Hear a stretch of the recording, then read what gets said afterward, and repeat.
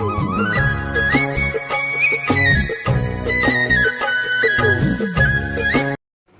શ્રી કૃષ્ણ મિત્રો, આજે બનાવશું આપણે ખાટિયા ઢોકળા.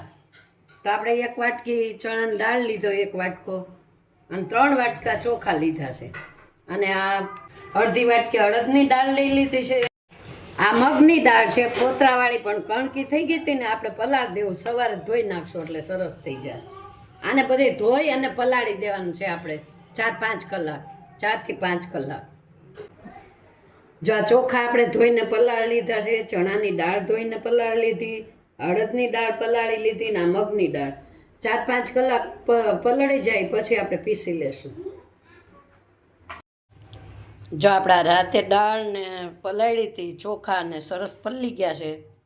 હવે આપણે એને મિક્સરમાં પીસી લેશું.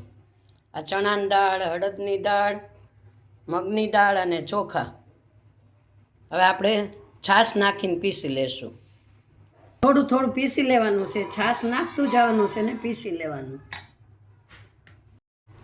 આ રીતે થોડીક છાશ નાખી દેવાની, હવે પીસી લેવાની. ચોખા દાળ બધું પીસી લીધું છે. હવે આપણે આમાં નિમક નાખી દેવું, નિમક ને હળદર. અત્યારે પછી જોઈ લેવાનું, ઓછું થાય તો નાખવાનું, અને હળદર. હવે હલાવીને 3-4 કલાક આપણે મૂકી દેવાનું, એટલે આથો આવી જાય. જો આપણે આ સવારે પલાળ્યું હતું ઢોકળાનો, એકદમ મસ્ત આથો આવી ગયો છે, સરસ. હવે આપણે મસાલો તૈયાર કરી લેશું. આ લસણ, આદુ ને મરચાંની પેસ્ટ બનાવી લેવાની છે. દૂધીને ને ગાજરને ખમણી લેવાનું છે. આ કોથમીર સુધારી લીધી છે આપણે, મેથીની ભાજી સુધારી લીધી છે.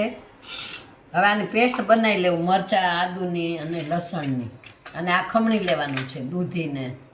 તો હાલો, આ ગાજરને દૂધીને આપણે છાલ ઉતારી નાખી. હવે ઝીણું ખમણ આવે ને એનાથી આપણે ખમણી લેવાનું. બધે મસાલો તૈયાર કરી લીધો છે આપણે ઢોકળા મૂકવા માટે. હવે જેટલું આપણે બેટર, આપણે એક ઢોકળિયું ભરાય ને એટલું જ લેવાનું છે. આમાં મસાલો કરશું આપણે, એક ઢોકળિયાનું બેટર લઈ અને એક ઢોકળિયાનો મસાલો કરતું જવાનું. આમાં થોડુંક પાણી ઘટે તો ઉપરથી નાખવાનું. મસાલો કરીએ ત્યાં આપણે મૂકી દઈએ ઢોકળિયું, એટલે પાણી ગરમ થઈ જાય. નીચે પાણી મૂકી દીધું છે, અને આપણે તૈયાર કરી લઈએ મસાલો. તો આપણે હળદર ને નિમક તો નખાઈ ગયું છે. તો આપણે નાખશું પહેલાં 2 ચમચી ખાંડ, અને આ થોડો ગરમ મસાલો, અને થોડાક સોડા,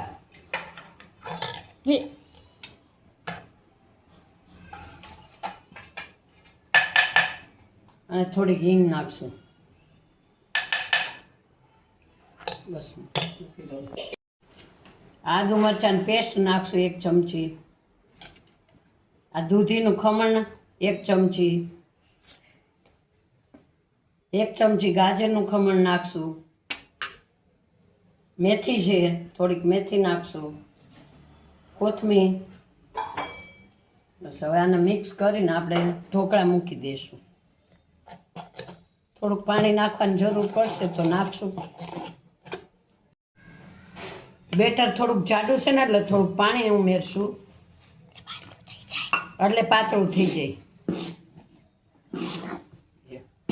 આપણું બેટર તૈયાર છે, આપણે ઢોકળા મૂકી દઈશું હવે કમ્પ્લીટ.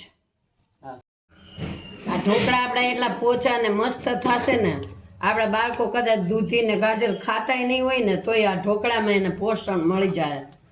એટલે એકવાર બનાવી જોઈજો. સૌ પ્રથમ આપણે આમાં તેલ લગાડી દઈશું.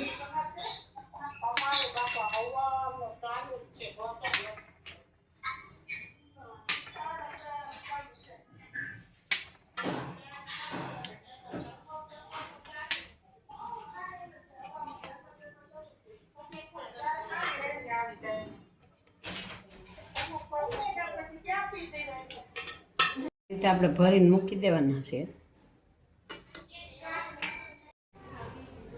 ચટણી અને ધાણા જીરું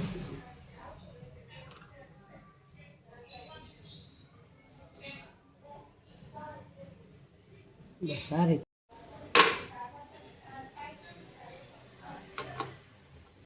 તો આપણે જોઈ લેશું ઢોકળા થઈ ગયા છે. સરસ ઢોકળા તૈયાર થઈ ગયા છે આપણા. તો હવે લઈ લઈશું નીચે. આ ઢોકળા એટલા પોચા થાય ને કે તમને ગળે અટવાશે નહીં. આ ઢોકળા બહુ મસ્ત થાય, એકદમ પોચા, પૌષ્ટિક. જો સરસ આપણે એકદમ પોચા, ખાવામાં મસ્ત મજા આવે. ગળે આપણને આમ અટવાય નહીં. આ ઢોકળા ખાવાની મજા જ આવ્યા કરે. હવે આપણે લસણવાળી ચટણીને તેલમાં સાથે સર્વ કરશું.